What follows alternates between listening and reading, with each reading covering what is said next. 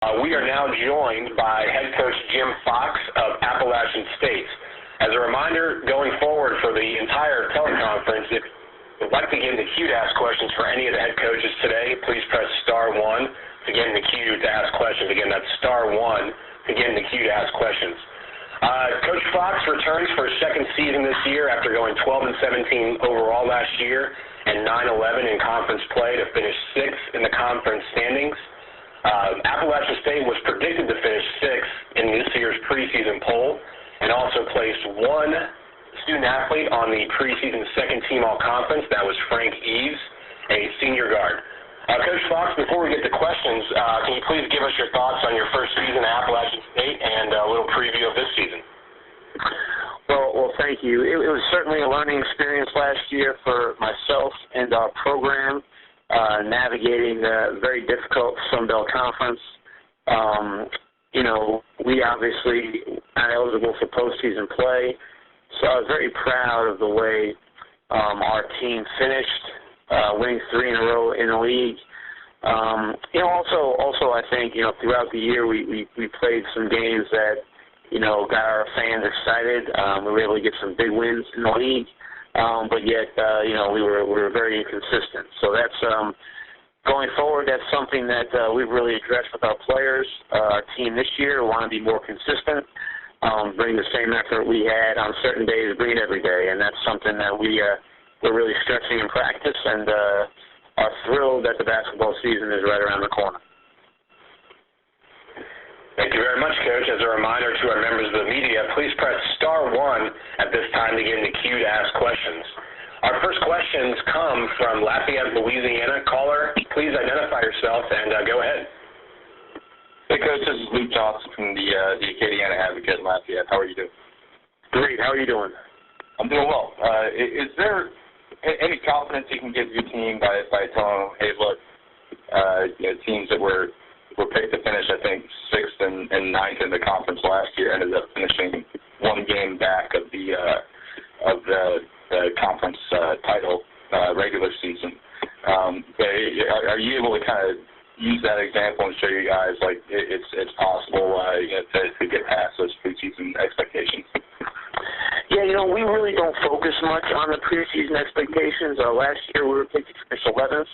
And we finished better than that.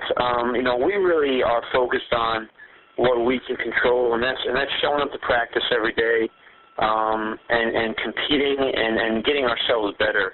I think if you focus on polls, there's some teams picked below us, that you could walk in and they can kick your butt. And there's teams above us that you think you have a good chance to beat. So you really can't focus on those things. And we as a program don't talk about it. I'm sure our guys look at it. I'm sure they read it. But as a team, when we're together, it's not really something we focus on. And were you surprised when you heard that Sean Long was going to be returning for the Cajuns? And in your opinion, what makes him so good as a player?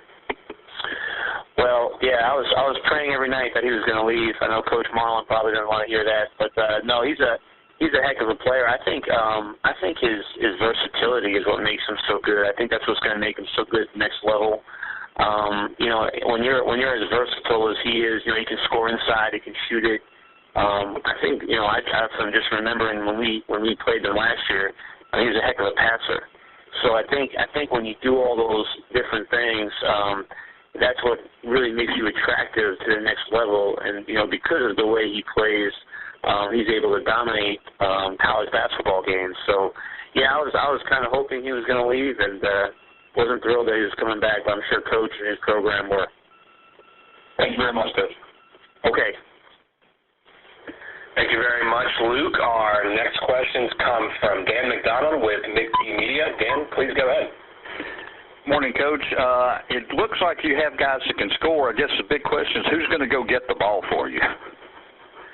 What do you mean by that? Go rebounding. With Spagnola not around and nobody else coming back, really, was a big force on the boards. Well, hopefully, one, we'll have less rebounds because we shoot the ball better than we did last year. So that's a big thought in my planning there. But no, we really emphasized since the summer the importance of gang rebounding, sending our guys to the glass at all 5 positions.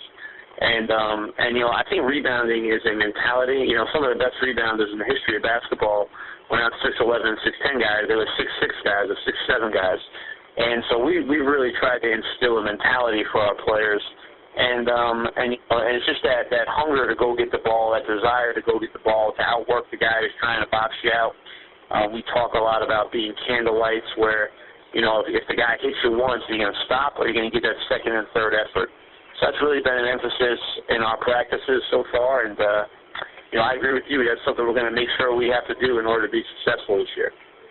And what's the difference in Frank Eves last year at this time and maybe right now? What's he improved on over the last year?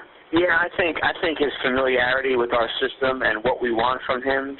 Frank has this year, because last year there was, last year I was the only one who really knew what was going on because everyone was new. Frank was a junior last year, but he was really a freshman in our system. This year, Frank has that familiarity, and his leadership has been something I couldn't be more thrilled with. He is taking on a leadership role with. We have a lot of young guys, a lot of new guys. And Frank is always there talking to them and, pushing them along, talking to them about the expectations we have in our program, the right way to do things, the wrong way to do things. So I think Frank, as a player, all the things that make you a better player, shoots it, puts on the floor, all that kind of stuff, he's certainly improved. But the thing I'm most happy about is his leadership and what he's brought to our program that way. Appreciate it, Coach. Okay, Dan. Thank you very much, Dan, and thank you, Coach Fox.